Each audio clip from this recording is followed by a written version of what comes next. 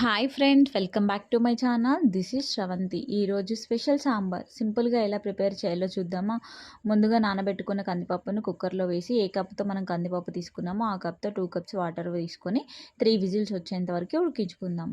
సాంబార్లోకి కావాల్సిన వెజిటేబుల్స్ అన్నీ కట్ చేసి పక్కన పెట్టేసుకొని చింతపండు వాష్ చేసి అందులో కొన్ని వాటర్ వేసి నానబెట్టేసుకుందాం. గ్యాస్ మీద కడాయి పెట్టి అందులో కొంచెం ఆయిల్, జీలకర్ర వేసి సోరకాయలు, మునక్కాయలు వేసుకొని వేయించుకోవాలి. సోరకాయలు, మునక్కాయలు ఒక 5 మినిట్స్ వేగిన తర్వాత పచ్చిమిర్చి, క్యారెట్, ఆలు వేసి ఒక స్పూన్ సాల్ట్ వేసుకొని మూత పెట్టి ఉడికించుకుందాం.